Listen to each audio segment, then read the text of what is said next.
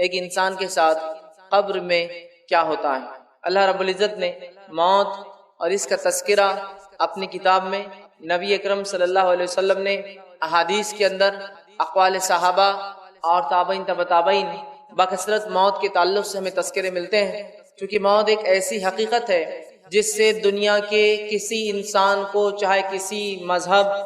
رنگ اور نسل اور دین اور فرقے کو ماننے والا ہو، یہ ایک ایسی متفق چیز ہے، یہ ایک ایسی چیز ہے جس پر سارے کے سارے اتفاق رکھتے ہیں، یونائٹڈ ہے کہ موت آنی ہے، چاہے وہ کسی مذہب، کسی دھرم، کسی پنتھ، کسی فرقے یا کسی رنگ اور نسل سے تعلق رکھتا ہو۔ ایسا آپ کو کبھی سننے میں نہیں آئے گا کہ یہ لوگ موت پر اعتماد نہیں کرتے یا موت پر بھروسہ نہیں کرتے یا موت کا ان کے پاس کوئی تصور نہیں ہے یا موت کا معاملہ نہیں ہے۔ اس چیز میں اختلاف ملے گا کہ رب ایک ہے، دو ہے، تین ہے یا سینکڑوں ہیں۔ اس چیز میں بھی اختلاف ملے گا کہ فلاں انبیاء ہے یا نہیں ہے، اس میں اختلاف۔ اس چیز میں اختلاف ملے گا کہ نیکی اور بدی کیا ہے، حرام اور حلال کیا ہے، لیکن اس چیز میں کسی کو اختلاف نہیں ہے، موت ایک اٹل حقیقت ہے اور انسان کو اس مرحلے سے گزرنا ہے، اس لیے کہ جو ذی نفس ہوتا ہے، پیدا ہوتا ہے، اس کو اس کی نفس پھر ختم ہوتی ہے، وہ خاتمے کو موت کہا جاتا ہے عربی زبان کے اندر۔ مرنا جس کو کہیں گے عام زبان میں اردو زبان میں جس طرح ہم کہتے ہیں، یا مرتیو کہتے ہیں کہ انسان مر جاتا ہے، ختم ہو جاتا ہے، فنا ہو جاتا ہے، تو جو پیدا ہوا اسے ختم ہونا ہے، اس چیز پر سبھی کا جو اتفاق ہے۔ اسلام ایک ایسا عالمی دین ہے جس نے انسانوں کے تمام سوالات کے جواب دیے۔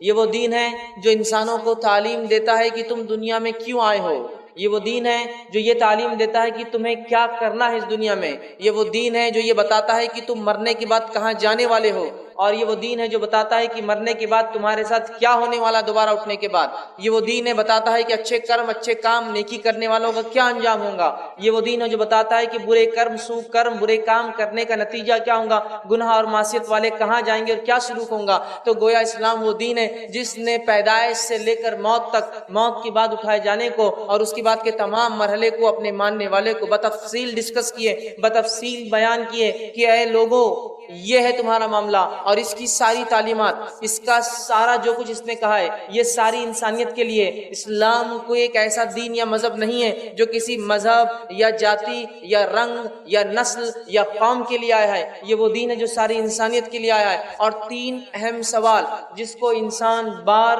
بار اٹھاتے رہے ہیں اور آج بھی یہ سوال انسان کو چبھتے ہیں، اس کا جواب اس سے نہیں مل پاتا، اسلام نے ان سوالات کے مفصل جواب دیے۔ پہلا سوال، ہم کہاں سے آئے ہیں؟ دوسرا سوال، ہم کیوں آئے ہیں اس دنیا کے اندر، کیا مقصد ہے؟ تیسرا سوال، اس دنیا کے بعد کیا ہونے والا ہے آخر، کیا ہم مر کھپ جائیں گے اور مٹی بن جائیں گے، کیا ہمارے کرموں کے حساب سے ہم دوبارہ اٹھائے جائیں گے یا نہیں اٹھائے جائیں گے، کیا ہونے والا ہے، یا پھر سب اٹھ کے سیدھے جنت میں، سورگ میں چلے جائیں گے، یا نرک جیسی یا جہنم جیسی کوئی چیز بھی ہے جس میں گناہگار اور سزا یافتہ لوگوں کو سزا ملے گی۔ تو اسلام کلیئر کٹ بہت ہی واضح انداز میں جواب دیتا ہے، ہم اللہ رب العزت کی طرف سے دنیا میں بھیجے گئے ہیں۔ تو ہم کہاں سے آئے ہیں؟ ہم جنت سے نکلے ہیں، آدم ہمارے باپ جنت میں بنائے گئے تھے، ہم وہاں سے نکلے تو ہم جنت سے آئے ہیں۔ اس دنیا میں کیوں آئے ہیں؟ سورہ زاریات سورہ نمبر 51 آیت نمبر 56، وما خلقت الجن والانس الا لیعبدون، تمہیں ہم نے دنیا میں جن اور انس کو اس لیے بھیجا تاکہ تم لوگ ہماری عبادت کر کے آؤ۔ تو اللہ نے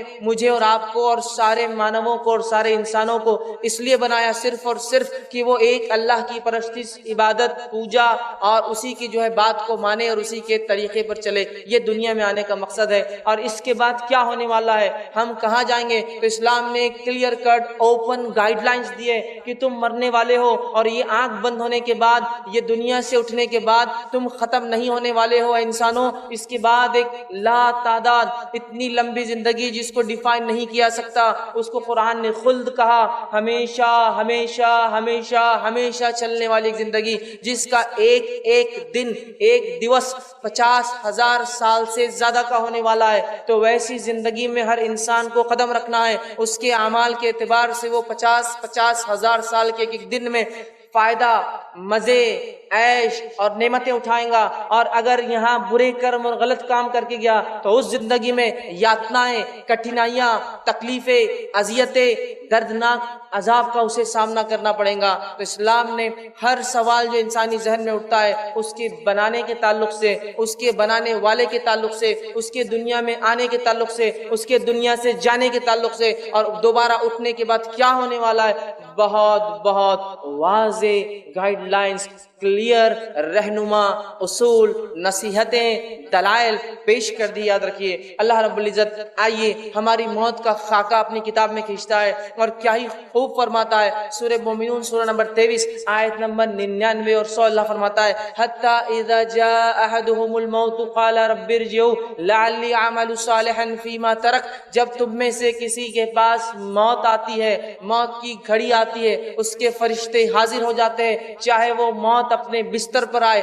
چاہے وہ موت انسان کو کھڑے سے آئے، چاہے وہ موت ڈوب کر یا جل کر آئے، چاہے وہ موت کسی چیز میں دب کر یا ایکسیڈنٹ کے ذریعے آئے، چاہے وہ موت قتل کے ذریعے آئے، چاہے انسان خودکشی کر کے اپنے آپ کو قتل کر لے، موت کے فرشتے جب آتے ہیں گناہگار، فاسق، کافر اور اسی طرح جو ہے منافق کے پاس، تو وہ کہتا ہے حتی اذا جاء احدهم الموت قال رب ارجعون، تو انسان کہتا ہے ان آنے والے فرشتوں سے اے فرشتوں میرے رب سے جا کر گزارش کرو، رب ارجعون مجھے واپس لوٹنے کی تھوڑی ڈھیل اور مہلت اور تھوڑا سا ایک پیریڈ، ایک انٹرول، چھوٹا سا مجھے ایک وقفہ دیا جائے، لعلی اعمل صالحا فیما ترک، تاکہ میں دنیا میں جو نیکیاں چھوڑ آیا تھا جا کر واپس کر لوں۔ اگر آستھاوان نہ تھا، ایمان والا نہ تھا، تو آستھا لالوں، ایمان لالوں ایک ستیہ ایشور ہمارے بنانے والے پر، اور اگر گناہگار تھا، ایمان والا تو تھا، تو مہلت مانگیں گا کہ کچھ پنیہ کے اور نیک کام کر کے میں آ جاؤں، تھوڑی سی مجھے ڈھیل اور سہولت اور مہلت دے دی جائے، تو وہ کہیں گا لعلی اعمل صالحا فیما ترک، کہ مجھے تھوڑی سی ڈھیل اور مہلت دی جائے تاکہ نیکیاں جو چھوڑ آیا ہوں پھر کر لوں۔ کلا انہ کلمۃ هو قائلها، رب العزت کی طرف سے وہ فرشتے جواب لے کر آتے ہیں، اے اللہ تیرا بندہ ایک مہلت مانگتا ہے، ڈھیل مانگتا ہے، چھوٹ مانگتا ہے، کیا کیا جائے؟ اللہ جواب دیتا ہے کلا، ہرگز ایسا نہیں ہوگا، انہ کلمۃ هو قائلها، تو دنیا میں عادی تھا اس بات کا، اگلی بار اگلی بار اگلی بار ایک اور چانس، ایک اور مہلت، ایک اور بار مجھے جو موقع دیا جائے، کلا انہ کلمۃ هو قائلها، دنیا میں تو عادی تھا صرف یہ بولنے کا کہ ایک اور چانس اور مہلت دیا جائے، اور اللہ فرماتا ہے یہ دوبارہ اب بالکل نہیں پلٹیں گے، نہیں جائیں گے الی یوم یبعثون، دوبارہ اٹھائے جائیں گے، وَمِن وَرَائِهِمْ بَرْزَخٌ الی یوم یبعثون، اور ان کے اور اس دنیا کے بیچ میں ایک آڑ ہے، ایک برزخ ہے، ایک پردہ ہے، ایک ایسی آڑ نہ جو کسی سے ایک دوسرے سے مل سکتا ہے، نہ آ سکتا ہے، نہ وہاں سے کہیں جا سکتا ہے، نہ آپس میں وہ ارواح و روحیں ایک دوسرے سے مل سکتی ہے، الی یوم یبعثون، وہ آڑ اور برزخ دوبارہ اٹھائے جانے تک ہے۔ تو اس سے پہلے کہ کسی کی موت آئے اور یہ ڈھیل، یہ سہولت اور یہ مہلت ہم مانگے جو کہ کسی کو آج تک نہیں دی گئی اور نہ ہی قیامت تک کسی کو ملیں گی، لہٰذا اچھے اعمال کر کے جو وہ فرشتے آئے خوشی خوشی ہم ان کے ساتھ نکل کر چلے جائے، ورنہ وہ فرشتے آ جائیں گے، پھر ہم ڈھیل اور مہلت مانگیں گے، گڑ گڑائیں گے، آہ و بکا کریں گے، چیخیں گے اور چلائیں گے، ہم چیخیں گے اور چلائیں گے، لیکن سارے لوگ موت اور میت ہے کہہ کر سمجھ نہیں پائیں گے، لیکن وہ میت و مرنے والا خوب گڑ گڑائیں گا، آہ و بکا کریں گا۔ اللہ رب العزت نے اس بات کو سورہ قاف سورہ نمبر 50 آیت نمبر 19 میں یوں دہرا فرمایا وَجَاءَتْ سَكْرَةُ الْمَوْتِ بِالْحَقِّ، اور موت کی سکرات، موت کی سختیاں حق کو لے کر آ پہنچی ہے، اب غائب کے دروازے کھل چکے ہیں، فرشتے نظر آنے لگے ہیں اور غائب کی دنیا دکھ رہی ہے، فرشتے اپنی جماعت کے ساتھ آئے ہیں، ملک الموت اس روح کو لینے آئے ہیں، جیسے اس کے اعمال ہوں گے ملک الموت اپنا چہرہ اور ساتھ لانے والے اپنے ساتھیوں کے چہرے خوشنما اور بدنما اس کے اعتبار سے آئیں گے، اور آ کر اس شخص کی سخت گرفت کریں گے، پکڑیں گے، اور اس کے اعمال کے اعتبار سے وہیں سے اس کو سزا یا جزا کا ایک مرحلہ شروع ہو جائے گا کہ جو ہے کافر تھا وہیں سے مار پیٹ، اور قرآن کہتا ہے تھپڑ رسید کریں گے فرشتے اس کو، اس کے پیٹ پر، اس کے چہروں اور گالوں کے اوپر، اور وہیں نیکوکار ہوں گا، اس کو خوشخبریاں سنائی جائیں گی، اس کی روح مچلیں گی کہ کاش میں جلدی نکل جاؤں، اس لیے کہ فرشتے جو خوشخبری سنا رہے ہیں وہ میرے لیے ہے، اور میرے رب نے میرے لیے اتنی ساری نعمتیں اٹھا رکھی ہے، وہ نکلنے کو بہرحال تڑپیں گا۔ تو یاد رکھیے موت کی سختیاں حق کو لے کر آ پہنچی۔ قرآن کہہ رہا ہے وجات سکرۃ الموت بالحق، موت کی سکرات نزع کی کیفیت حق کو لے کر آ گئی، اور حق اس کے سامنے واضح ہو جاتا ہے۔ انسان جو دنیا میں جیتا ہے اور شروعات سے لے کر خاتمے 4 مرحلے میں زندگی کو گزارتا ہے۔ پہلا مرحلہ عالم ارواح، جب پیدائش سے پہلے میں جہاں تھا اور آپ جہاں تھے۔ دوسرا مرحلہ یہ دنیا کی زندگی جس میں اور آپ گزر رہے ہیں اور جتنے مجھے سن رہے ہیں اور جتنے انسان ابھی زندہ ہیں گزر رہے ہیں۔ تیسرا مرحلہ موت کے بعد وہ نیچے جو قبر کے اندر یا جہاں کہیں جانور نے کھایا ہو، جلا کر راکھ بنا کے اڑا دیا گیا ہو، پانی کے ذریعے بہا دیا گیا ہو، یا آنکھ کے اندر کرنٹ دے کر اسے ختم کر کے مٹی بنا دیا گیا ہو، وہ زندگی، وہ ایک اور زندگی، تیسرا اسٹیج۔ پھر اس زندگی کے بعد چوتھا مرحلہ ہے، انسان پھر اٹھائے جائیں گے اور اس کے بعد اعمال کے اعتبار سے جنت یا جہنم میں جائیں گے۔ تو زندگی کے 4 مرحلے ہیں۔ عالم ارواح پیدائش سے پہلے یہ زندگی جس سے میں اور آپ گزر رہے ہیں، وہ زندگی جو موت کے بعد اس گڑھے اور قبر کے اندر اور برزخ میں آئیں گی، اور چوتھی وہ زندگی جو دوبارہ ہم سب انسان آدم کی اولاد جو ہے، ایک ماں باپ کی جو اولاد ہے، سب اٹھائے جائیں گے، اچھے اور برے، کارے اور گورے، اونچے اور نیچے، اور سب کے ساتھ اللہ رب العزت فیصلہ کرے گا، انصاف کرے گا، ذرہ برابر بھی کسی کے ساتھ نا انصافی نہ ہوں گی۔ 4 زندگیوں کے مرحلے ہوتے ہیں، اس سے مجھے اور آپ سب کو گزرنا ہے۔ اور موت زندگی کا سب سے خطرناک، سب سے ہولناک، سب سے سخت مرحلہ ہے جس سے انسان گزرتا ہے۔ یہ پیدائش کے مرحلوں سے بھی کئی درجے زیادہ سخت جو ہے ایک مرحلہ ہے، اور اتنا سخت مرحلہ ہے کہ جس کی کوئی حد نہیں، یاد رکھیے۔ اور موت ایک ایسی حقیقت ہے جس سے کسی کو انکار نہیں۔ اللہ رب العزت نے سورہ آل عمران سورہ نمبر 3 آیت میں 185 میں فرمایا کل نفس ذائقۃ الموت، ہر نفس کو، جو بھی نفس ہے اسے موت کا مزہ ایک نہ ایک دن چکھنا ہے، اور لوٹ کر ہم سب کو اپنے رب کے پاس جانا ہے۔ اور موت کی تکلیف کیا ہوتی ہے اس کو ٹھیک ٹھیک بتانا ناممکن ہے، یاد رکھیں، اس لیے کہ مرنے والا اٹھ کر یہ نہیں بتاتا کہ اسے کیا تکلیف ہوئی، ہاں لیکن کچھ باتیں اللہ کی کتاب اور اس کے رسول صلی اللہ علیہ وسلم نے، سنت نے بتائی ہے، ان باتوں کو ہم جان سکتے ہیں، لیکن حقیقی کیفیت تو وہی انسان ہے جو اس سے گزرتا ہے۔ اور یاد رکھیے موت وہ مرحلہ ہے جس سے کوئی مستثنا ایکسپشنل نہیں ہے، سب کو اس سے گزرنا ہے، چاہے کسی مذہب اور کسی دین، کسی ملت اور کسی قوم کا وہ رہنے والا تھا، تو اس سے گزرنا ہے۔ تو ٹھیک ٹھیک بتانا ناممکن ہے، لیکن اللہ رب العزت نے جو موت کی سختی اپنی کتاب میں، نبی اکرم صلی اللہ علیہ وسلم نے موت کی سختی جو کتاب میں بتائی ہے، اس میں سے ایک بات سورہ قیامہ سورہ نمبر 75 آیت نمبر 24 سے لے کر 35 میں اللہ فرماتا ہے، اور خاص طور سے گنہگار انسان کے لیے، ویسے نیکوکار کے لیے بھی بہت ساری باتیں ہیں، لیکن گنہگار انسان کے لیے اللہ فرماتا ہے، کہتا ہے وَوُجُوهٍ يَوْمَئِذٍ بَاسِرَةٌ، اور اللہ فرماتا ہے اور کتنے چہرے اس دن اداس ہوں گے، کتنے چہرے اس دن اداس ہوں گے۔ پھر فرمایا تَظَنُّ أَن يَفْعَلَ بِهَا فاقرہ، سمجھتے ہوں گے کہ ان کے ساتھ اب کمر توڑ معاملہ، بہت سخت معاملہ ہونے والا ہے۔ کَلَّا إِذَا بَلَغَتِ التَّرَاقِ، اور جان جب حلق میں آ کر پھنستی ہے، اور ہر مرنے والا جب مرتا ہے تو اس کی آخری آواز جو نکلتی حلق سے، تو جان تب اس کے منہ کے ذریعے نکل کر چلی جاتی ہے۔ آپ سب فرماتے تب اس کی نگاہیں اس نکلتی ہوئی جان کو اپنے دیکھتی ہے، اسی لیے فرمایا جب کوئی مر جائے تو آنکھیں بند کر دو، چونکہ اس کی نگاہ اس کی طرف بڑھتی ہے۔ تو پیروں سے نکلنا شروع ہوتی ہے انسان کی جان، اور وہ آخری آواز جو گلے سے نکلتی ہے اس کی تفصیلات ہے کَلَّا إِذَا بَلَغَتِ التَّرَاقِ، اور جان جب جانکنی گلے میں آ کے اٹک جاتی ہے۔ وَقِيلَ مَنْ راق، اور لوگ کہتے ہیں جو آس پاس بیٹھے ہیں، کیا کوئی ہے ڈاکٹر، کیا کوئی ہے طبیب، کیا کوئی ہے جھاڑ پھونک کرنے والا، کیا کوئی ہے جو اس کو اس کیفیت سے آج بچا سکتا ہے، لاؤ اسے بلاؤ۔ تو اللہ فرماتا ہے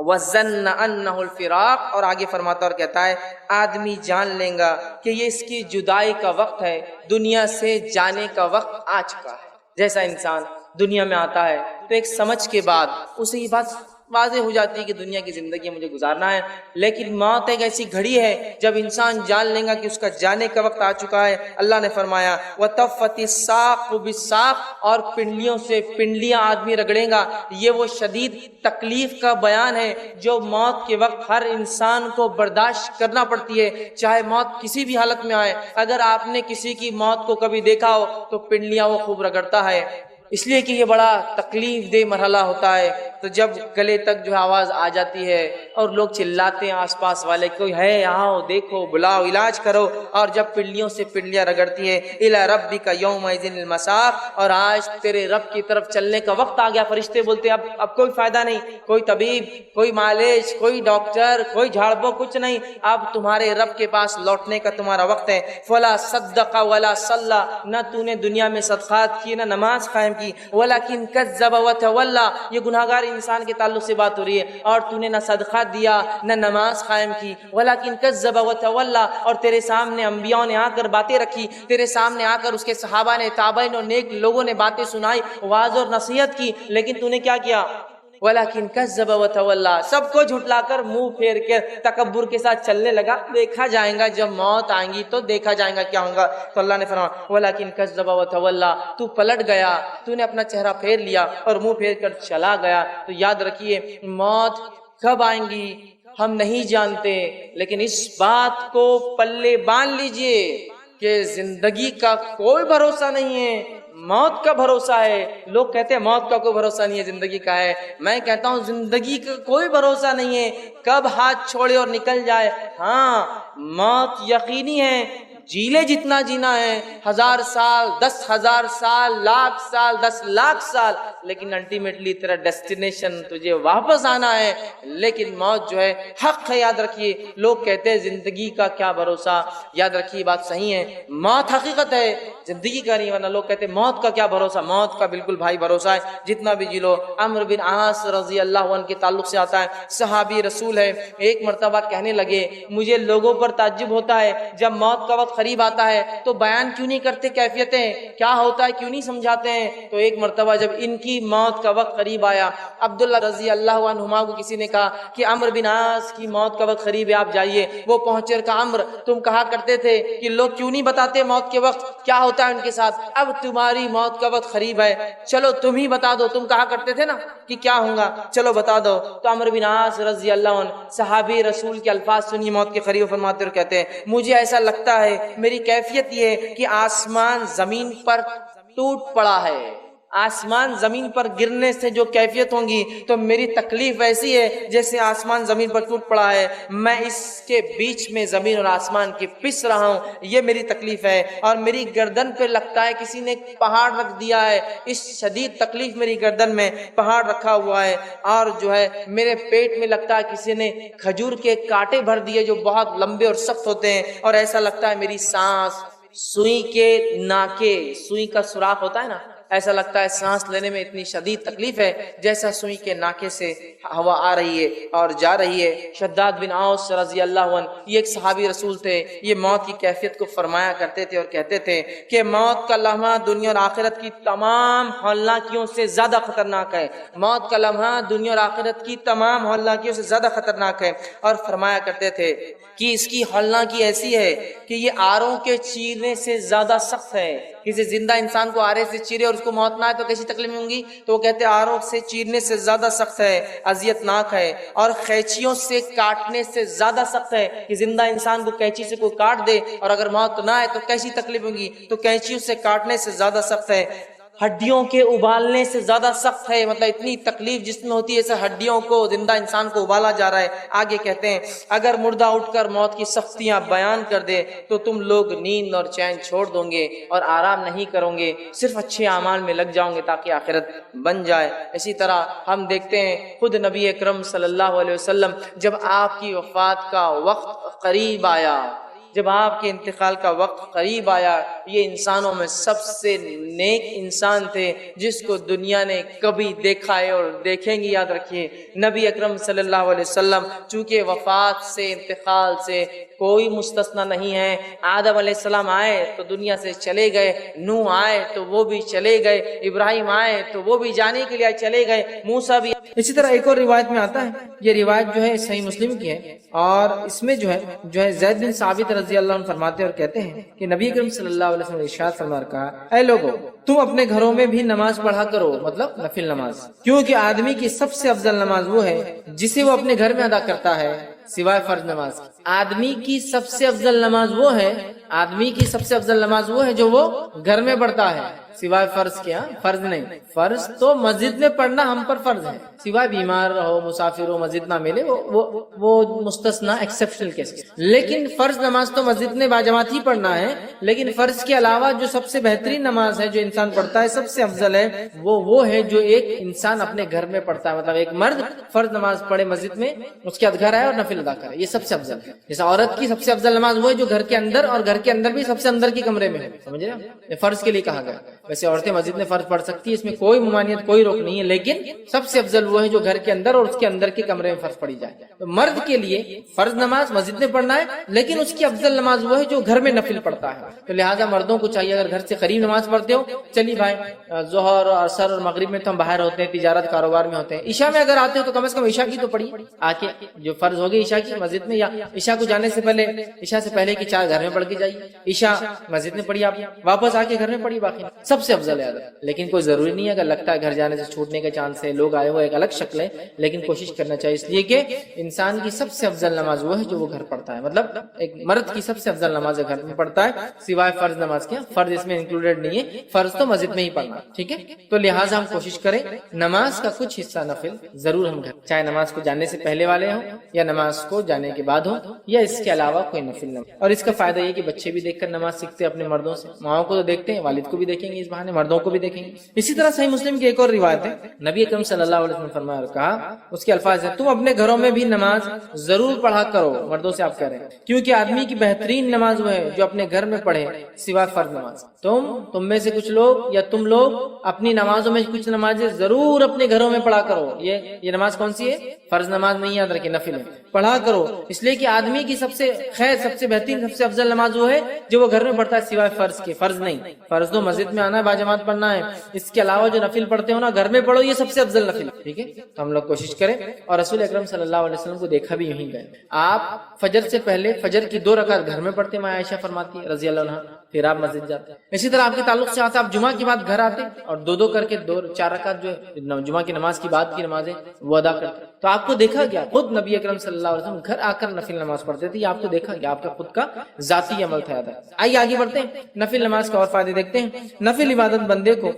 عبادت کرنے سے بندے کی طرف اللہ کی محبت کھینچی چلی آتی. جب یہ بندہ نفل نماز پڑھتا ہے تو اللہ کی محبت اس کی طرف کھینچی چلی. اور اس حدیث میں وضاحت بھی ہے, فرض کا مقام بھی بتایا جا رہا ہے, لیکن نفل کے فضائل بھی بتایا جا رہا ہے نا. ورنہ اگر صرف نفل کے فضائل دیکھے تو کبھی ہوتا ہے نا, ارے فرض نہیں بھی کرے چلتا شاید, یہ جیسا کہ محرم کے 2 روزے رکھ لے تو 1 سال کے گناہ کا کفارہ ہے, ارے پھر تو 1 سال میں تو اگلے سال کے لیے تو اب یہ سال کی معاف کرا لیتے, اگلے سال پھر رکھ لیں گے تو یہ سال کی معاف. تو کیا نماز نہ پڑھنے سے, فرض روزے نہ رکھنے سے, فرض نماز نہ پڑھنے کے بعد بھی کیا محرم کی 2 روزوں کا اجر و ثواب ملے گا؟ ہرگز نہیں, ہرگز نہیں, ہے نا. ذی الحجہ کے اندر جو ہے عرفے کا روزہ 2 سال کے گناہ کا کفارہ ہے. تو کیا وہ شخص جو فرض نمازیں نہیں پڑھتا ہے, فرض روزے نہیں رکھتا ہے, فرض زکات نہیں دیتا ہے, تو کیا اس کو یہ کفارہ ہوگا 2 سال کے گناہوں کا؟ ہرگز نہیں. یہ بات میں کیوں کہہ رہا, بہت سارے لوگ نوافل کے فضائل دیکھ کر اتنے خوش ہو جاتے کہ فرض چھوڑ دیتے. تو یہ حدیث میں دونوں باتیں ایک ساتھ آ رہی ہیں, آپ غور سے سنیے نفل کی اہمیت, غور سے سنیے. نبی اکرم صلی اللہ علیہ وسلم فرماتے ہیں, اور بخاری کی روایت, اللہ تعالیٰ فرماتا ہے, حدیث قدسی, اللہ تعالیٰ فرماتا ہے,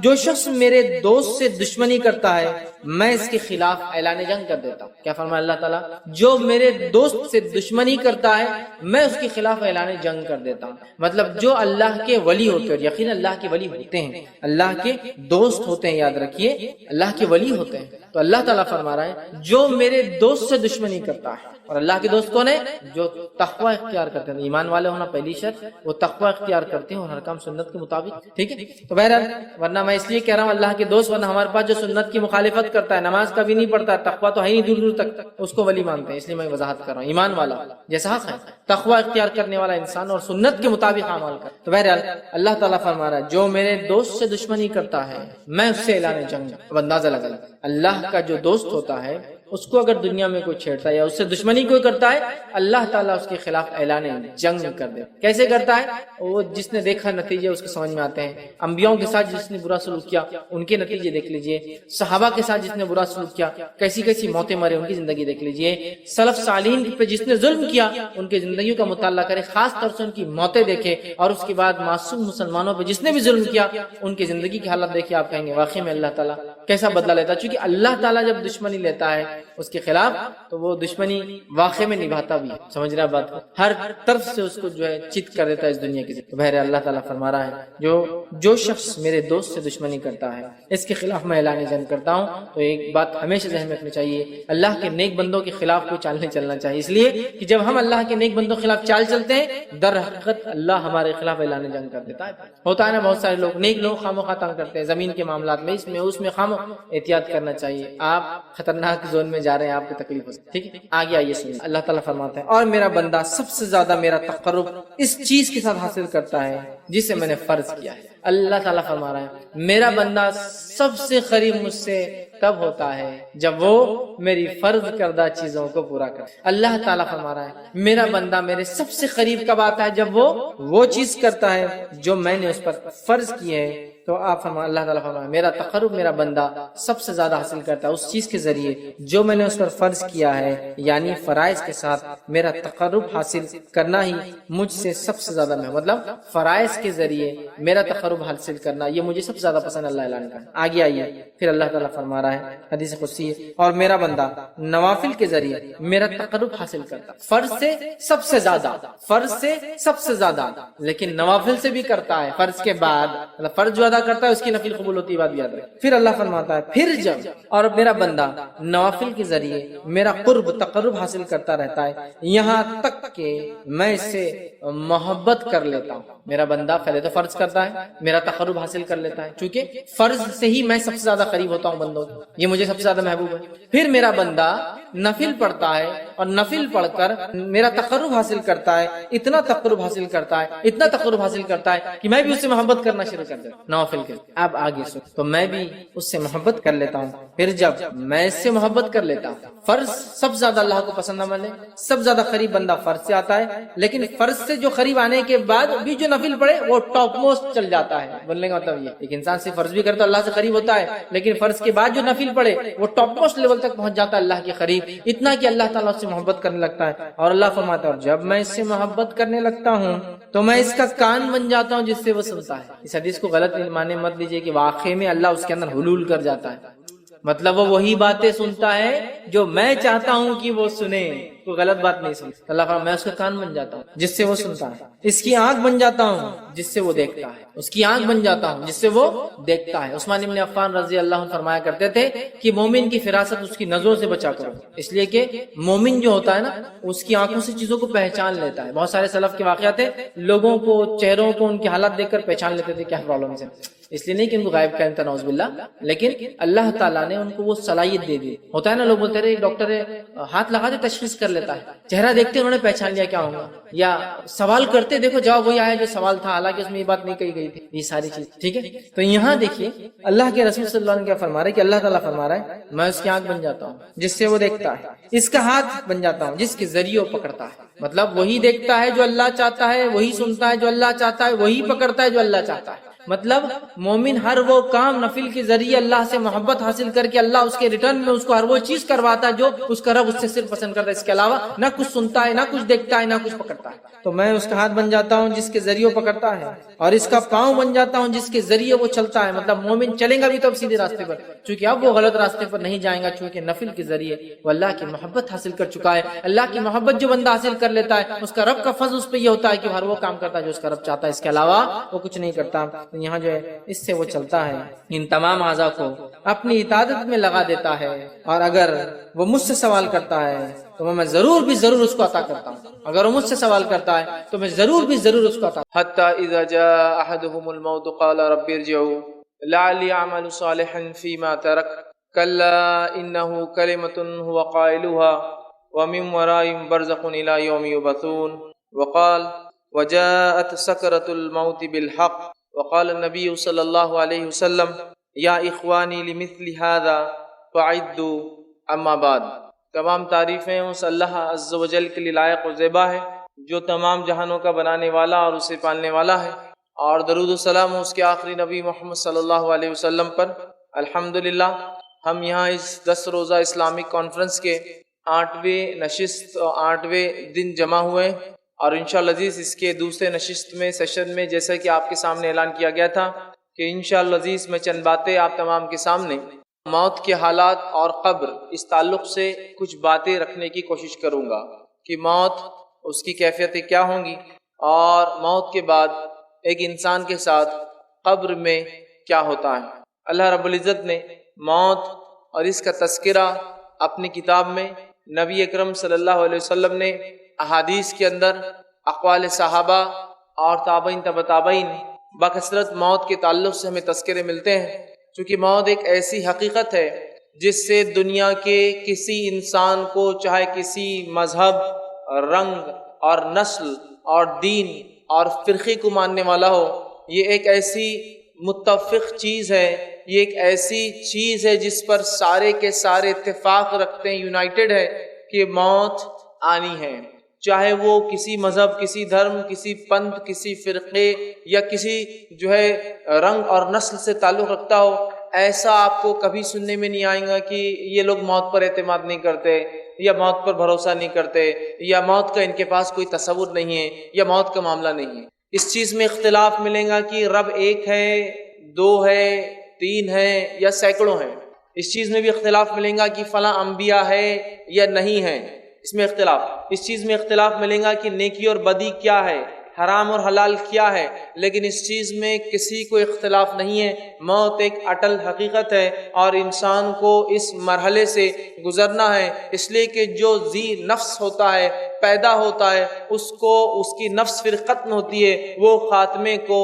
موت کہا جاتا ہے عربی زبان کے اندر۔ مرنا جس کو کہیں گے عام زبان میں اردو زبان میں جس طرح ہم کہتے ہیں، یا مرتیو کہتے ہیں کہ انسان مر جاتا ہے، ختم ہو جاتا ہے، فنا ہو جاتا ہے، تو جو پیدا ہوا اسے ختم ہونا ہے، اس چیز پر سبھی کا جو اتفاق ہے۔ اسلام ایک ایسا عالمی دین ہے جس نے انسانوں کے تمام سوالات کے جواب دیے۔ یہ وہ دین ہے جو انسانوں کو تعلیم دیتا ہے کہ تم دنیا میں کیوں آئے ہو، یہ وہ دین ہے جو یہ تعلیم دیتا ہے کہ تمہیں کیا کرنا ہے اس دنیا میں، یہ وہ دین ہے جو یہ بتاتا ہے کہ تم مرنے کے بعد کہاں جانے والے ہو، اور یہ وہ دین ہے جو بتاتا ہے کہ مرنے کے بعد تمہارے ساتھ کیا ہونے والا دوبارہ اٹھنے کے بعد، یہ وہ دین ہے بتاتا ہے کہ اچھے کرم، اچھے کام، نیکی کرنے والوں کا کیا انجام ہوگا، یہ وہ دین ہے جو بتاتا ہے کہ برے کرم، سو کرم، برے کام کرنے کا نتیجہ کیا ہوگا، گناہ اور معصیت والے کہاں جائیں گے اور کیا سلوک ہوگا۔ تو گویا اسلام وہ دین ہے جس نے پیدائش سے لے کر موت تک، موت کے بعد اٹھائے جانے کو اور اس کے بعد کے تمام مرحلے کو اپنے ماننے والے کو بتفصیل ڈسکس کیے،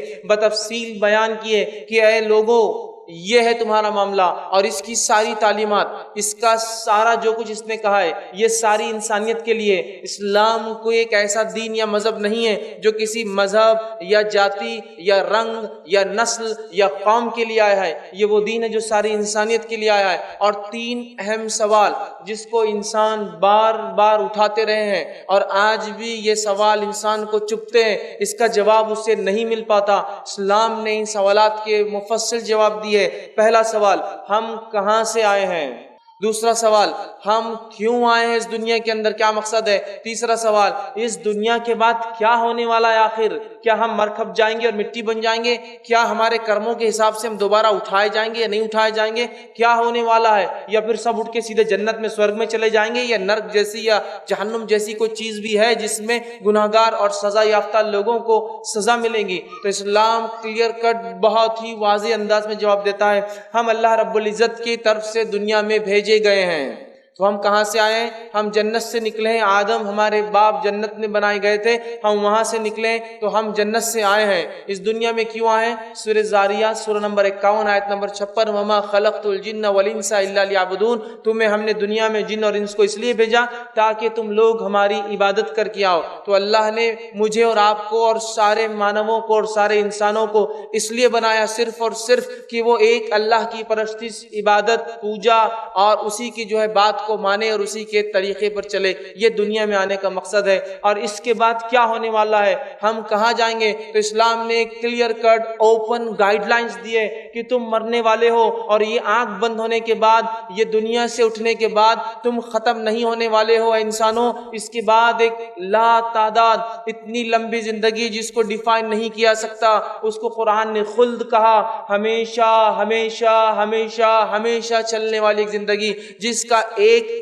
دن، ایک دیوس 50,000 سال سے زیادہ کا ہونے والا ہے۔ تو ویسی زندگی میں ہر انسان کو قدم رکھنا ہے، اس کے اعمال کے اعتبار سے وہ وہ 50 ہزار سال کے ایک دن میں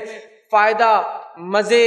عیش اور نعمتیں اٹھائیں گا، اور اگر یہاں برے کرم اور غلط کام کر کے گیا تو اس زندگی میں یاتنائیں، کٹھنائیاں، تکلیفیں، اذیتیں، دردناک عذاب کا اسے سامنا کرنا پڑے گا۔ تو اسلام نے ہر سوال جو انسانی ذہن میں اٹھتا ہے اس کے بنانے کے تعلق سے، اس کے بنانے والے کے تعلق سے، اس کے دنیا میں آنے کے تعلق سے، اس کے دنیا سے جانے کے تعلق سے، اور دوبارہ اٹھنے کے بعد کیا ہونے والا ہے، بہت بہت واضح گائیڈ لائنز، کلیئر رہنما اصول، نصیحتیں، دلائل پیش کر دی۔ یاد رکھیے اللہ رب العزت آئیے ہماری موت کا خاکہ اپنی کتاب میں کھینچتا ہے، اور کیا ہی خوب فرماتا ہے۔ سورہ مومنون سورہ نمبر 23 آیت نمبر 99 اور 100 اللہ فرماتا ہے حتی اذا جاء احدهم الموت قال رب ارجعون لعلی اعمل صالحا فیما ترک، جب تم میں سے کسی کے پاس موت آتی ہے، موت کی گھڑی آتی ہے، اس کے فرشتے حاضر ہو جاتے ہیں،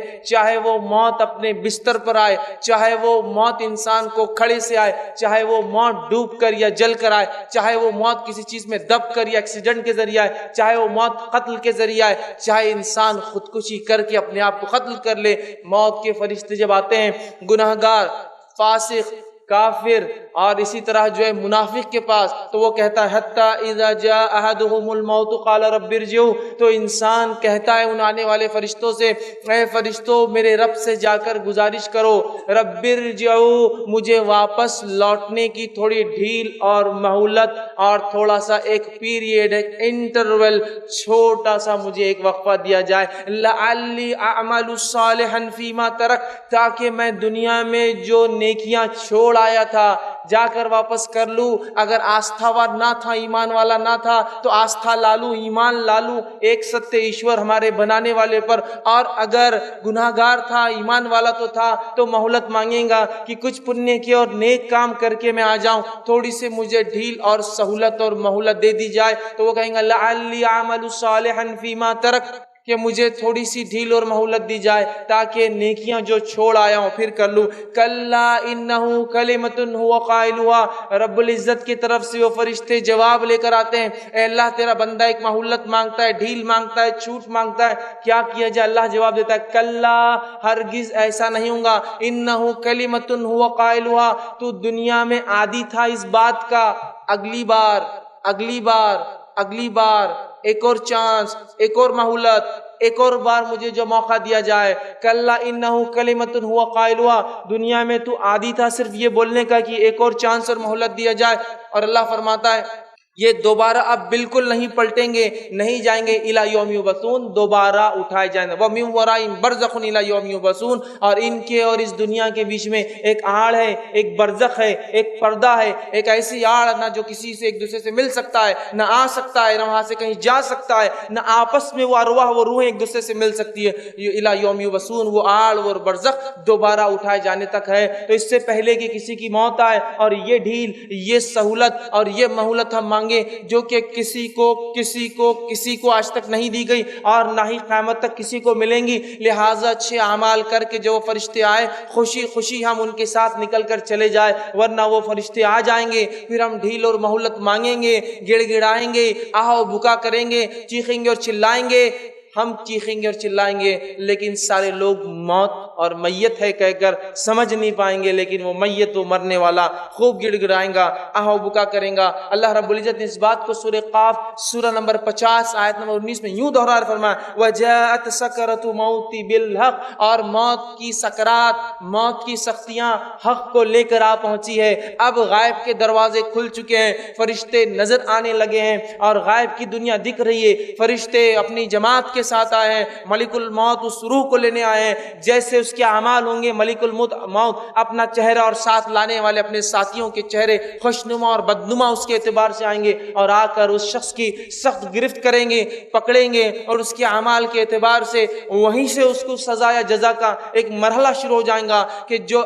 ہے کافر تھا وہیں سے مار پیٹ، اور قرآن کہتا ہے تھپڑ رسید کریں گے فرشتے اس کو، اس کے پیٹھ پر، اس کے چہروں اور گالوں کے اوپر، اور وہیں نیکوکار ہوں گا، اس کو خوشخبریاں سنائی جائیں گی، اس کی روح مچلیں گی کہ کاش میں جلدی نکل جاؤں، اس لیے کہ فرشتے جو خوشخبری سنا رہے ہیں وہ میرے لیے ہے، اور میرے رب نے میرے لیے اتنی ساری نعمتیں اٹھا رکھی ہے، وہ نکلنے کو بہرحال تڑپیں گا۔ تو یاد رکھیے موت کی سختیاں حق کو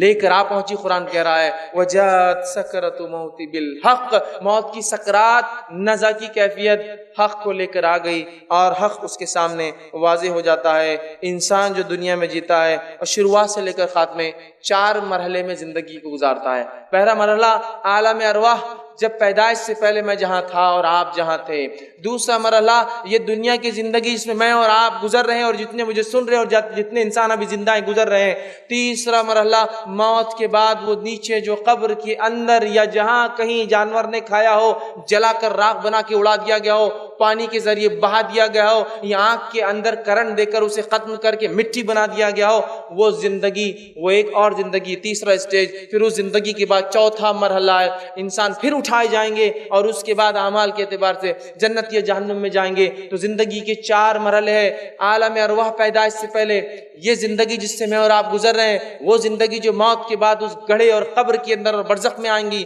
اور چوتھی وہ زندگی جو دوبارہ ہم سب انسان، آدم کی اولاد جو ہے، ایک ماں باپ کی جو اولاد ہے، سب اٹھائے جائیں گے، اچھے اور برے، کارے اور گورے، اونچے اور نیچے، اور سب کے ساتھ اللہ رب العزت فیصلہ کریں گا، انصاف کریں گا، ذرہ برابر بھی کسی کے ساتھ نا انصافی نہ ہوں گی۔ 4 زندگیوں کے مرحلے ہوتے ہیں، اس سے مجھے اور آپ سب کو گزرنا ہے۔ اور موت زندگی کا سب سے خطرناک، سب سے ہولناک، سب سے سخت مرحلہ ہے جس سے انسان گزرتا ہے۔ یہ پیدائش کے مرحلوں سے بھی کئی درجے زیادہ سخت جو ہے ایک مرحلہ ہے، اور اتنا سخت مرحلہ ہے کہ جس کی کوئی حد نہیں۔ یاد رکھیے، اور موت ایک ایسی حقیقت ہے جس سے کسی کو انکار نہیں۔ اللہ رب العزت نے سورہ آل عمران سورہ نمبر 3 آیت میں 185 میں فرمایا کل نفس ذائقۃ الموت، ہر نفس کو، جو بھی نفس ہے اسے موت کا مزہ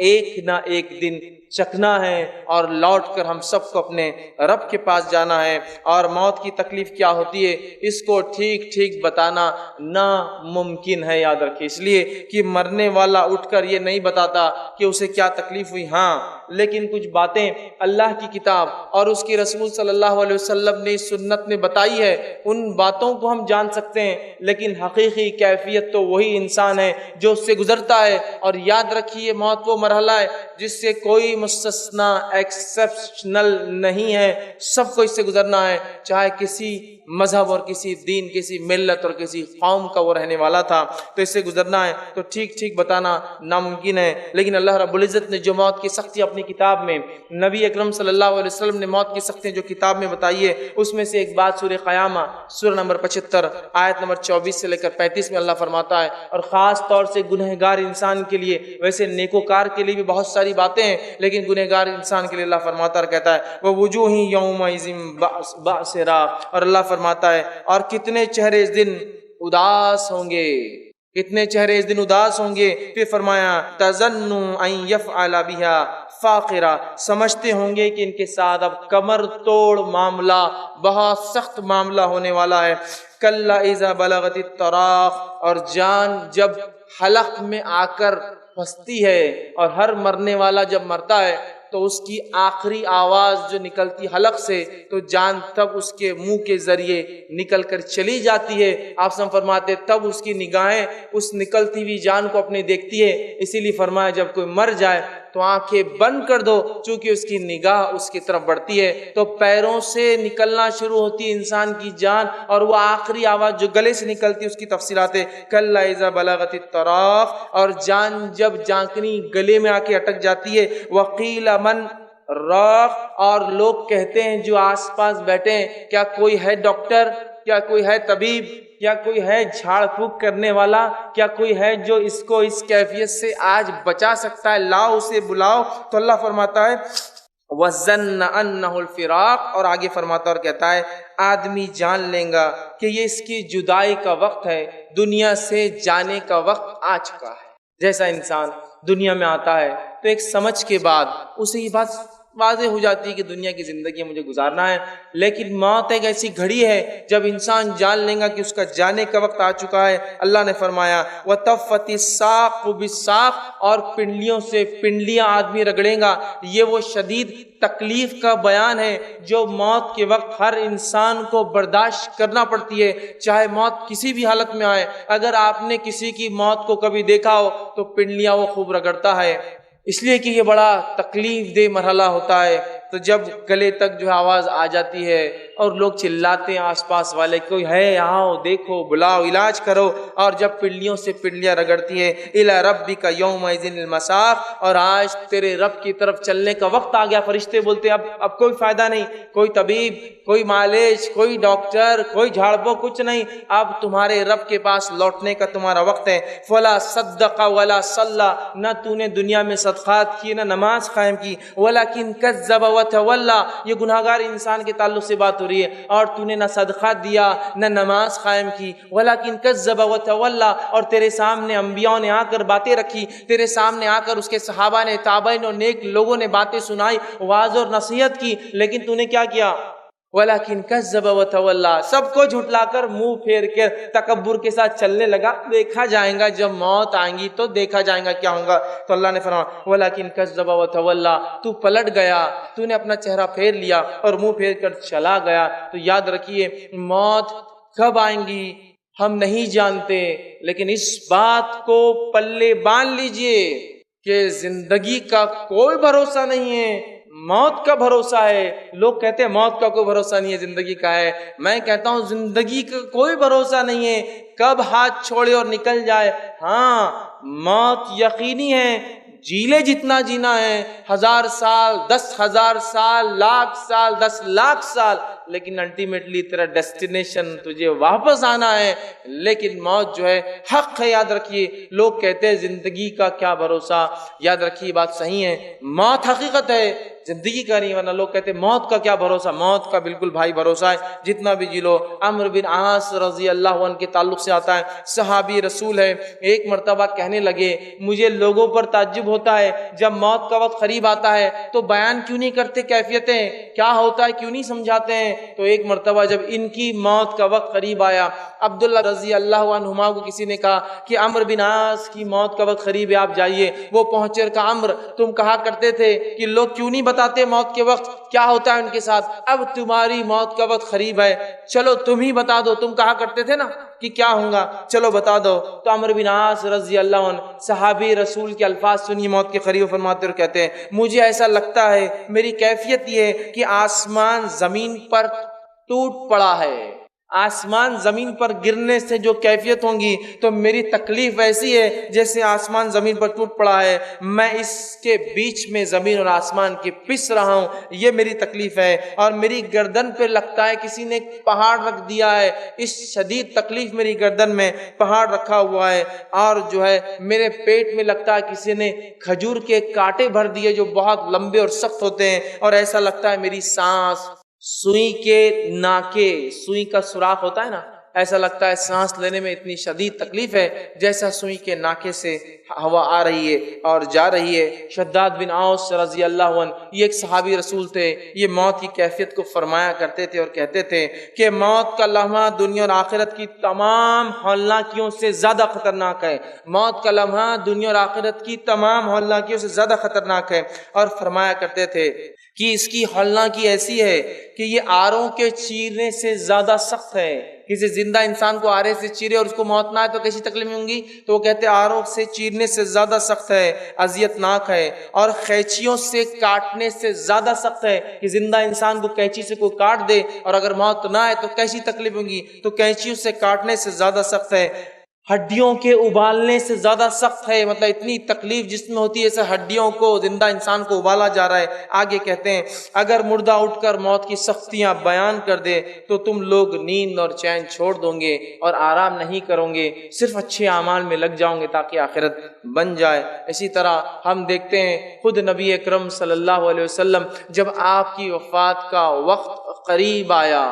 جب آپ کے انتقال کا وقت قریب آیا، یہ انسانوں میں سب سے نیک انسان تھے جس کو دنیا نے کبھی دیکھا ہے اور دیکھیں گی. یاد رکھیے نبی اکرم صلی اللہ علیہ وسلم چونکہ وفات سے، انتقال سے کوئی مستثنا نہیں ہے. آدم علیہ السلام آئے تو دنیا سے چلے گئے، نوح آئے تو وہ بھی چلے گئے، ابراہیم آئے تو وہ بھی جانے کے لیے چلے گئے، موسیٰ بھی آئے تو چلے گئے، عیسیٰ علیہ السلام اٹھا لیے گئے، لیکن آئیں گے چونکہ موت ضروری ہے. پھر اپنی زندگی 40 سالہ گزار کے موت اور وفات پھر پا کے جائیں گے. نبی اکرم صلی اللہ علیہ وسلم آئے تو آپ بھی چلے گئے. تو آئیے آپ صلی اللہ علیہ وسلم کی کیا کیفیت تھی. نبی اکرم صلی اللہ علیہ وسلم کی کیفیت کے تعلق سے آتا ہے، بخاری کی روایت ہے، ماں عائشہ رضی اللہ عنہا فرماتی ہے اور کہتی ہے اللہ کے رسول صلی اللہ علیہ وسلم کی کیفیت موت کے وقت یہ تھی، آپ کی وفات کے وقت کیا اپنے داڑھی کو بار بار وہ کرتے، چہرے مبارک پر بار بار ہاتھ پھیرتے، اپنے چہرے پر بار بار پانی ڈالتے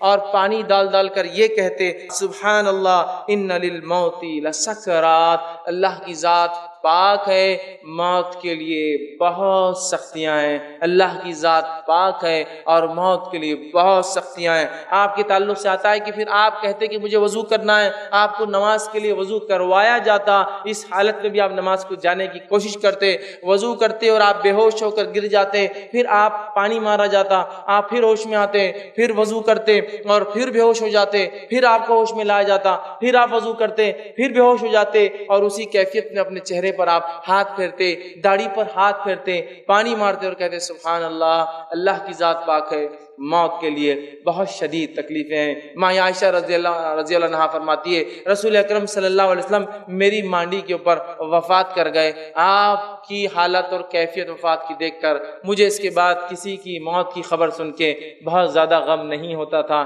اس لیے کہ میں نے اپنے نبی کی وفات خود دیکھی تھی. تو یہ رسول اللہ صلی اللہ علیہ وسلم کی کیفیت ہے. اور ہم اس موت کو معمولی اور مذاق سمجھتے ہیں، اس کے لیے ہماری کوئی تیاریاں نظر نہیں آتی، کوششیں نظر نہیں آتی. اللہ جو بات کہتا ہے جس کے پاس لوٹ کر جانا ہے اسی کے پاس، اس کے بتائے ہوئے طریقے، دین، شریعت اور اس کے نبی کی سنت کی طرف وہ رجحان نظر نہیں آتا. ہمارے چہرے، ہمارے لباس، ہمارے معاملات، ہماری تجارتیں، ہمارے شادی بیاہ، ہماری تمام چیزوں سے ایسا نہیں لگتا کہ کبھی مجھے اور آپ کو مرنا ہے. لیکن میرے بھائی یاد رکھو پچھلے رمضان بھی ہم لوگ جمع ہوئے تھے، پچھلے رمضان کئی لوگ تھے جو اس مجمع میں آتے تھے اور لائیو کانفرنس کو سنتے تھے. آج ان میں سے خود آپ گواہی دے سکتے ہیں کئی لوگ موجود نہیں ہیں، اور اگلے رمضان شاید بہت سارے لوگ خود مقرر اور سننے والوں میں سے کئی لوگ دنیا سے چلے جائے، اس لیے کہ آئے ہیں تو واپس تو جانا ہے. اس کی تیاری جانے سے پہلے مجھے اور آپ کو کرنی ہے، یاد رکھیے. لیکن موت کی وہ تیاری نظر نہیں آتی جس کے تعلق سے انبیاء علیہ الصلوۃ والسلام بھی ڈرتے تھے. اصحاب رسول کی کیفیت یہ تھی کہ موت کے تذکرے آتے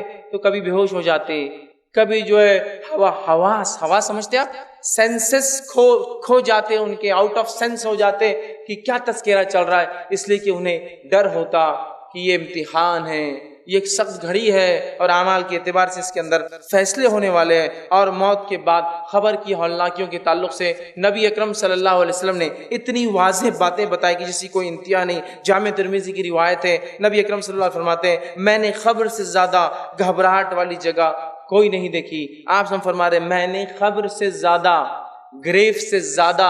وہ اندر جو گڑھا زمین میں کیا جاتا ہے جس کو قبر کہتے ہیں، اس سے زیادہ ہولناک، گھبراہٹ والی اور خطرناک جگہ نہیں دیکھیے. اور کیوں نہ ہو تھوڑا قبر کو اگر تصور کر لیا جائے، سوچا جائے، مٹی کا گھروندہ ہے، مٹی کا بچھونا ہے، مٹی کا اوڑھنا ہے، آزو مٹی اور بازو مٹی ہے، من بھر مٹی اوپر سے بھی ڈال دی گئی ہے، نہ کوئی سوراخ ہے، نہ کوئی دیا ہے، نہ کوئی لائٹ ہے، نہ کوئی چھوٹا سا ٹمٹما ہے کہ جس سے کچھ روشنی مل جائے. سانپ اور بچھو ہے، جانور اور کیڑے اور مکوڑوں کا گھر ہے، انسانی جسم گل اور سڑ جاتے ہیں. لیکن یاد رکھیے اللہ رب العزت دوبارہ اٹھا کر عالم برزخ میں اپنی قدرت سے ان کو ان کے اعمال کے اعتبار سے گرفت کرتا ہے. اور خبر ایک بہت ہی سخت جگہ ہے، اور اسی خبر کے فتنے سے نبی اکرم صلی اللہ علیہ وسلم پناہ مانگتے. مسند احمد کی روایت ہے آپ صلی اللہ علیہ وسلم دعائیں سکھلاتے تھے کہ کیا دعائیں کرنا ہے کہ ہم خبر میں آزمائے نہ جائیں، کہ ہمیں قبر کے عذاب سے بچا لیا جائے، ہمیں قبر کی سختیوں سے بچا لیا جائے. اسی طرح ہم دیکھتے ہیں سورہ النساء کی روایت ہے رسول اللہ صلی اللہ علیہ وسلم فرماتے ہیں، غور سے سنیے روایت کا، فرماتے ہیں کہ تم لوگ فتنے قبر میں دجال سے بھی زیادہ جو ہے آزمائے جاؤ گے. تم لوگ فتنے قبر میں دجال سے بھی زیادہ. دجال کا فتنہ جب سے دنیا بنی ہے تو ختم ہونے تک دجال کا فتنہ سب سے بڑا فتنہ ہے. اس کے فتنے کی شدت یہ ہے کہ آدم علیہ السلام نے اس کے تعلق سے اپنی قوم کو ڈرایا، نوح علیہ السلام نے اپنی قوم کو نصیحت کی اور واعظ کیا، جبکہ یہ آنے والا ہے امت محمدیہ کے اندر. لیکن پہلے نبی اور پہلے رسول نے اس سے ڈرایا تو کہا تم قبر میں دجال کے فتنوں سے زیادہ جو ہے آزمائے جاؤں گے. اس بات کو سن کر صحابہ زار و قطار رونے لگے کہ کیا اتنی سخت آزمائش ہماری قبروں میں ہونے والی ہے؟ تو آپ نے کہا تمہاری اتنی آزمائش ہوگی. جامع ترمذی کی روایت ہے، عثمان بن عفان رضی اللہ عنہ کے تعلق سے آتا ہے کہ جب آپ قبر کے پاس سے گزرتے یا قبرستان جاتے، قبر کے پاس جاتے تاکہ عبرت حاصل ہو، تو آپ کی کیفیت یہ ہوتی کہ اتنا روتے اتنا روتے اتنا روتے کہ آپ کی داڑھی جو بہت گھنی تھی آنسوؤں سے بھر جاتی، اور کہا کرتے تھے کہ یہ منزل جس کے لیے آسان ہو گئی باقی ساری منزلیں اس کے لیے آسان ہیں، اور جس کے لیے اس منزل میں سختی اور پکڑ ہو گئی باقی سارے مرحلے پہلے سور سے لے کر قیامت تک اور اس کے بعد جو ہے حشر اور آخرت تک، اس کے لیے حساب و کتاب تک سارے مرحلے اس کے لیے بہت مشکل ہے. بہقی کی روایت ہے، عمر ابن خطاب رضی اللہ عنہ جو کہ بہت سخت جان اور ایک قوی ہیکل مضبوط قسم کے جسامت والے انسان تھے، اس صحابی کے تعلق سے خلیفہ رسول تھے، جو ہے دوسرے جو ہے خلیفہ تھے، اور اس کے ساتھ ساتھ آپ کے کئی فضائل ہیں. آپ کے تعلق سے آتا ہے کہ آپ اتنا روتے تھے قبر کا سوچ سوچ کے، اتنا روتے تھے کہ آخر وقت میں آپ کی وفات سے پہلے چہرے کے اوپر 2 لکیریں پڑ گئی تھی، جس کے آنسو جانے اور جانے کی وجہ سے چہرے پر 2 سیاہ لکیریں پڑ گئی تھی، چونکہ آنسو ہمیشہ وہاں سے بہہ کر نیچے کی طرف آتے تھے. اتنا صحابہ روتے تھے اور اس قبر سے اور موت کی کیفیت سے پناہ مانگتے تھے. لیکن ہمارے اعمال، ہمارے معاملات آج نظر نہیں آتے کہ کسی بھی چیز سے پہلے کبھی یہ سوچا ہوں کہ مرنے کے بعد اس کے وجہ سے کیا انجام میرا ہو سکتا ہے. نوجوان ہے تو اپنی جوانی کے اس میں عالم میں غرق ہے، نشہ، منشیات، لڑکیوں کو چھیڑنا اور افیئرز اور زنا اور بدکاریاں اور اپنی جوانیوں کو برباد کرنا. بچے ہیں تو والدین ان کو تعلیم اور تربیت نہیں دے رہے اسلام کی. بڑے ہونے کے بعد جو محنت اور مشقت حلال کے لیے ہونی چاہیے وہ حرام کے لیے ہم کرتے ہیں. ساری زندگی جو ہے صرف ادھر اور ادھر اور اس کو اور اس کو تکلیف دے کر مال کمانا چاہتے ہیں، حرام کاریوں میں اپنی زندگیاں گزارنا چاہتے ہیں. حلال کو حلال نہیں سمجھتے، اس کو حرام کر لیتے ہیں. حرام کو حرام نہیں سمجھتے، اپنے نفسوں پر ہر چیز کو حلال کر رکھا ہے. پھر تصور اور سوچ بھی یہ کہ اللہ موت اچھی دے. کیسے کسی کو اچھی موت مل سکتی ہے جب یہ اتنے بڑے بڑے انبیاء اور اتنے بڑے بڑے شہداء، اتنے بڑے بڑے صلحاء اور اتنے بڑے بڑے صحابہ کا یہ حال ہے کہ یہ اپنی اموات، اپنی موت سے ڈرتے تھے اور اللہ سے گڑ گڑا رہے ہیں، دعائیں مانگ رہے ہیں. پھر ہم کس طرح سے بے باکی سے گناہ کر کے یہ سوچ سکتے ہیں کہ اللہ رب العزت ہمیں آخرت میں اچھی جو ہے زندگی دیں گا اور اچھی موت نصیب کریں گا؟ اچھی موت کے لیے اچھے اعمال کرنے پڑتے ہیں، اس کے بعد اللہ کا فضل اور پھر رحم ہوتا ہے انسان پر. تو اچھی موت، اچھی محشر کی زندگی، اچھا حساب اور کتاب، آخرت میں فیصلے کے اعتبار سے جنت، یہ آسانی سے حاصل نہیں ہوتی ہے. مجھے اور آپ کو اپنی زندگیوں کو بہت سیریسلی، ڈراسٹیکلی، جلدی، شدت کے ساتھ اور بہت رفتار سے بدلنا ہے. اس لیے کہ آپ بھی نہیں جانتے اور میں بھی نہیں جانتا ہوں کہ میں کب دنیا سے چلا جاؤں گا اور آپ کب چلے جائیں گے. اگر وقفہ دیا گیا ہوتا کہ 60 سال، 65 سال، 70 سال، تو شاید پھر کچھ تیاری کر لیتے کہ موت سے پہلے تیاری ہو جائے. ہم نہیں جانتے میرے بھائی. اور لوگ کہتے ہیں نوجوان تو ہے، آخر وقت میں انشاءاللہ العزیز نیک عمل کریں گے. میرے بھائی، بوڑھوں کے مقابلے نوجوانوں کو تو جلدی مرتے ہوئے دیکھا ہے، میں نے جلدی مرتے ہوئے دیکھا ہے. تو کیوں یہ چکر میں ہے کہ نہیں ابھی تو جوانی ہے؟ ماں باپ کیوں یہ چکر میں ہے کہ بچہ بھی جوان ہے، دین پہ عمل مت کراؤ؟ اس لیے کہ بعد میں کریں گے نا، زندگی پڑی ہے. اللہ تعالیٰ کو وہ ریٹائرمنٹ کی بات کی عبادتیں پسند نہیں ہے، یاد رکھیے. اللہ کو وہ جوانی کا پرائم ٹائم چاہیے آپ کو اور میرا. اللہ کو جس چیز کے لیے حکومت کہہ رہی ہے تم بیکار ہو ہمارے لیے چلے جاؤ، وہ چیز اللہ کے لیے دینا چاہتے ہیں کہ جب زندگی بھر تو رشوت خوری، لوٹ مار، کھسوٹ سب کر لیں گے اور 58 اور 60 سال کے بعد ریٹائرمنٹ لے کر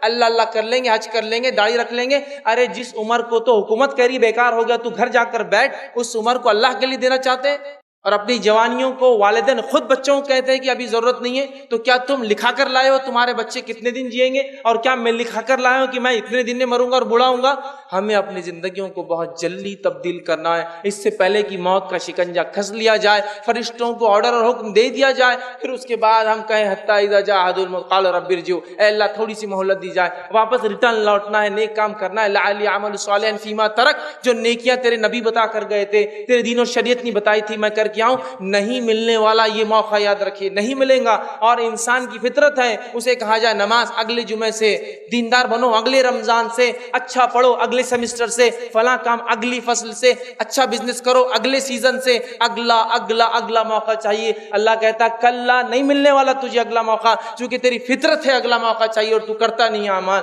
لہٰذا اپنی زندگیوں کو بہت جلدی تبدیل کرنا ہے۔ میں اور آپ نہیں جانتے کیا حال ہونے والا ہے۔ ابن ماجہ کی روایت ہے، ابو ذر غفاری رضی اللہ عنہ فرمایا کرتے تھے، جب برزخ اور موت کی کیفیت اللہ کے رسول صلی اللہ علیہ وسلم بیان کی تو کہنے لگے کاش کہ میں درخت ہوتا، لوگ آتے کاٹتے سکھا کے مجھے جلا دیتے، میں انسان پیدا نہ ہوا ہوتا، اس لیے کہ درخت سے پوچھ نہیں ہونے والی، مجھ سے اللہ رب العزت پوچھ کرنے والا ہے۔ کتاب الزہد کے اندر ابو ہریرہ رضی اللہ عنہ کے تعلق سے آتا ہے کہ جب آپ کی موت کا وقت قریب آیا، انتقال کا وقت قریب آیا، دنیا سے کوچ کر جانے کا وقت قریب آیا تو رونے لگے۔ یہ بھی خوش نصیبی کی موت ہے کہ انسان بیمار ہو اور توبہ کا موقع ملے، اچانک آنے والی موتوں میں توبہ کا موقع نہیں ملتا ہے۔ تو بہرحال تو رونے لگے اس موت کی کیفیت میں، اور روتے روتے جو ہے لوگوں نے پوچھا اے ابو ہریرہ کیوں روتے ہو،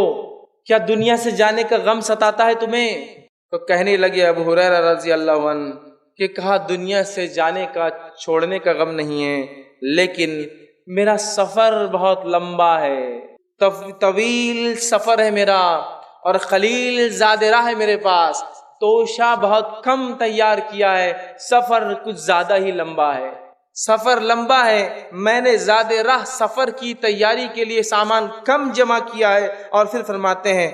میں نے اپنی زندگی کی شام ایک ایسے ٹیلے پر گزاری ہے جس کے آگے میں نہیں جانتا ٹیلا پار کرنے کے بعد کہ میرے لیے جہنم ہے یا میرے لیے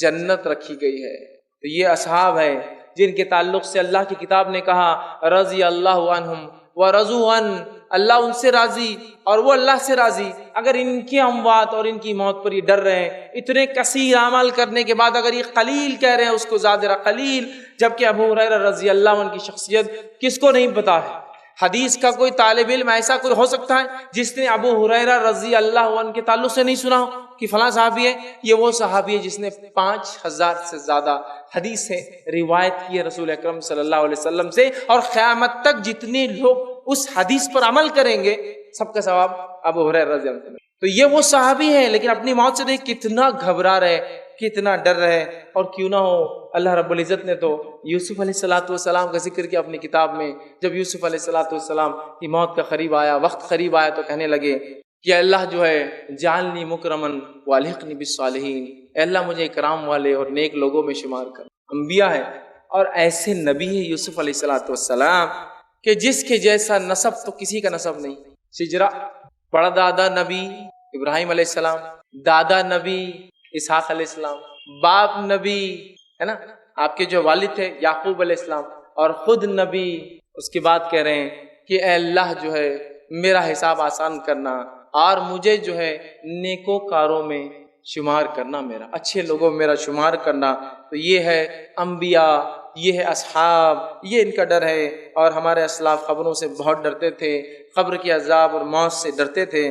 آج لوگ یہ دھڑلے سے کہتے ہیں دیکھا جائے گا مرنے کے بعد، بھائی تو نے میری زمین لے لی، دیکھا جائے گا مرنے کے بعد، بھائی تو نے میرا پیسہ لے دیا نہیں، دیکھا جائے گا مرنے کے بعد۔ میرے بھائی نپٹا لے یہاں، سب ختم کر دے یہاں، دیکھا کچھ بھی نہیں جانے والا ہے، صرف لیا اور لیا جائے گا اور واپس دیا اور دیا جائے گا، کچھ دیکھا جائے گا نہیں۔ کوئی مہلت، کوئی چھوٹ، کوئی پہچان، کوئی نسب، کوئی خاندان، کوئی رشوت، کوئی سونا، کوئی چاندی، کوئی خوبصورتی، کوئی مالداری، کوئی حسب نسب تیرے کچھ کام نہیں آئے گا رتی برابر۔ وہاں صرف بدلہ نیکیوں سے چلیں گا مرنے والا۔ اگر مرنے کی کیفیت ٹھیک ٹھیک بتا دیتا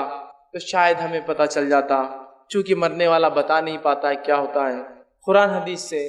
میں نے کچھ باتیں جمع کی ہے کہ نیک اور بد کی موت کیسی آتی ہے۔ یہ روایتیں صحیح بخاری، صحیح مسلم جامع ترمذی، سنن ابن ماجہ، سنن نسائی اور دیگر کتابوں سے میں نے جمع کی ہے، لیکن ہر روایت میں ایک مخصوص پارٹ اور حصہ آ رہا تھا، تو میں نے وہ سب کو چھوڑ کر، حوالوں کو چھوڑ کر ایک ترتیب دے دی پورے واقعے کو، ایک سیکوینس بنا دیا۔ حوالے چاہیے تو بعد میں مجھ سے آپ لے سکتے ہیں، لیکن اگر میں الگ الگ حوالے بتاؤں گا تو پھر وہ ترتیب نہیں جم پائیں گی کہ کیسے، کب اور کیا ہوتا ہے۔ لہٰذا میں نے سب روایتوں کو ملا کر ایک ترتیب وار واقعہ آپ کے سامنے میں بیان کر رہا ہوں، تاکہ ایک تسلسل کے ساتھ ایک سیکوینس میں سٹوری یا ایک سیکوینس میں واقعہ آپ کے سامنے آ جائے، ورنہ الگ الگ حوالے میرے پاس پورے موجود ہیں۔ تو آئیے اچھے اور برے کے ساتھ کیا ہوتا ہے اس کی تفصیلات ہم دیکھتے ہیں، تاکہ ہمیں پتہ چل جائے موت کیسی کیفیت اور موت کے بعد کیا ہونے والا ہے۔ تو آئیے سب سے پہلے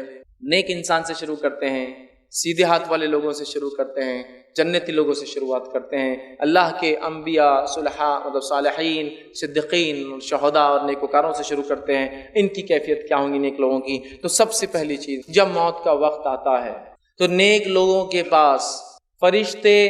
سورج جیسی روشن شکلیں لے کر آتے ہیں، کبھی ایک، کبھی دو اور کبھی اس سے زائد آتے ہیں، چمکدار روشن شکلیں لے کر آتے ہیں، خوشبودار جو ہے خوشبو کے ساتھ، اور جو اچھے اچھے چہروں والے فرشتے اس کے پاس آتے ہیں، اور اس کے لیے خوشبودار کفن کو ساتھ لاتے ہیں جو ریشم کا بنا ہوا ہوتا ہے، اور وہ کفن خوشبودار کفن لے کر آتے ہیں، اور آنے کے بعد ملک الموت اور دیگر فرشتے اس شخص کو سلام کرتے ہیں، اس کو دعا دیتے ہیں، اور یہی پہلا مرحلہ ہے، وہ سمجھ جاتا ہے کہ میرے لیے رائٹ چیز ہونے والی ہے، چونکہ سلام کیا گیا مجھے، تو سلام کرتے ہیں۔ اس لیے میں بار بار کہتا ہوں لوگوں سے، پہچان ہو تو ایسی ہو کہ فرشتے سلام کرے اور اس کا انتظار وہاں ہو۔ دنیا میں تو بہت پہچان لوگوں کی ہوتی ہے، یہ زیادہ کام نہیں آتی ہے، تو بہرحال اس کو سلام کرتے ہیں، اچھی اچھی شکلوں میں آتے ہیں، اور اس کو اچھے اچھے ناموں سے پکارتے ہیں، جن اچھے اچھے ناموں سے دنیا میں اسے پکارا جاتا تھا کہ فلاں بن فلاں، فلاں بن فلاں، پیارے پیارے جو اس کے اچھے نام، ایک انسان کہیں کے ناموں سے پکارا جاتا ہے، سارے اچھے اچھے ناموں سے اس کو پکاریں گے، اس کو آواز دیں گے، اور اس کو روح نکالنے سے پہلے ملک الموت بشارت دیں گے، اے نیک انسان، تیرے اعمال سے تیرا رب راضی ہوا، اور تو جو ہے نکل جا، تیرے رب نے تیرے لیے جنت مقام طے کر دیا ہے۔ جو ہی وہ نیک انسان کی روح اس بات کو سنتی ہے کہ اس کے رب نے اس کے لیے جنت طے کر دی ہے، وہ مچلتی ہے، لپکتی ہے، اور فرشتوں سے کہتی ہے نکالو مجھے، جلدی باہر نکالو، اس لیے کہ میرے رب نے میرے لیے جنت اٹھا رکھی ہے، اور وہ تیزی کے ساتھ باہر نکلتی ہے، اور جب نکلتی ہے تو آپ صلی اللہ علیہ وسلم فرماتے ہیں اس آسانی سے نکل جاتی ہے جیسا ایک تھیلی میں پانی کھول دیا جائے، پانی گر جاتا ہے، اس طرح سے ایزیلی وہ جو ہے روح نکل جاتی ہے، اور نکلنے کے بعد فرشتے جو معطر خوشبودار کفن، دنیا میں تو ہم بہت خوشبو لگاتے ہیں نا، یہ خوشبو اصل ہے جو مرنے کے بعد ملے انسان کو، تو معطر ایک کفن جو ریشمی ہوتا ہے، ریشم کا بنا ہوا ہوتا ہے، لا کر اس کفن میں اس کو لپیٹ دیتے ہیں، لپیٹنے کے بعد اس کا استقبال اور ویلکم ہوتا ہے، اسے لے کر فرشتے پہلی آسمان کی طرف بڑھتے ہیں۔ پہلے آسمان پر جب وہ روح جاتی ہے، اس کی خوشبو سے پہلے آسمان کے لوگ جان لیتے ہیں کوئی نیک روح آ رہی ہے، خوشبو بتا دیتی ہے، اور دروازہ جو ہے آسمان کا کھٹکھٹایا جاتا ہے، پوچھا جاتا ہے کون، تو کہا جاتا ہے فلاں بن فلاں کی روح لائی جا رہی ہے۔ فرشتے کہتے استقبال، خوش آمدید، ویلکم، خیر، بہت خوب آئے، بہت اچھے، دروازے کھول دیے جاتے ہیں۔ پہلے آسمان کے فرشتے مبارکباد دیتے ہیں اس مبارک روح کو کہ تو بہت کامیاب روح رہی، تیرا سکسیسفل مشن رہا دنیا کے اندر، آ جا، ویلکم، سلام کرتے ہیں، اور اس کے ساتھ اس کی محبت میں، چونکہ اس کی خوشبو اور نیک بندہ تھا، اس کو چھوڑنے ان فرشتوں کے ساتھ جو روح نکال کر لائے دوسرے آسمان کے دروازوں تک جاتے ہیں چھوڑنے کے لیے۔ چلو دوسرے آسمان کے دروازے پہ دستک دی جاتی ہے، دوسرے آسمان کے فرشتے بھاپ لیتے ہیں کوئی نیک روح آ چکی ہے، خوشبو سے دروازہ کھول کر سلام ہوتا ہے، ویلکم کیا جاتا ہے، استقبال کیا جاتا ہے، مبارکبادیں دی جاتی ہے کہ تم کامیاب رہے اپنی زندگی کے اندر، آؤ۔ اور پھر تیسرے آسمان تک سارے لوگ مل کر فرشتے چھوڑنے جاتے ہیں، چھوڑ کر آتے ہیں، مرحلہ 1 2 3 4 5 6 7ویں آسمان تک جاتا ہے۔ وہ پھر 7ویں آسمان پہ جانے کے بعد اللہ تعالیٰ آواز دیتا ہے اور کہتا ہے، حکم دیتا ہے اور کہتا ہے اسے لے جا کر میرے بندے کو وہیں ڈال دو، اس لیے کہ میں نے اسے مٹی سے پیدا کیا تھا اور دوبارہ اسی سے اٹھانے والا ہوں۔ اور اللہ فرماتا ہے اس کا نام علیین،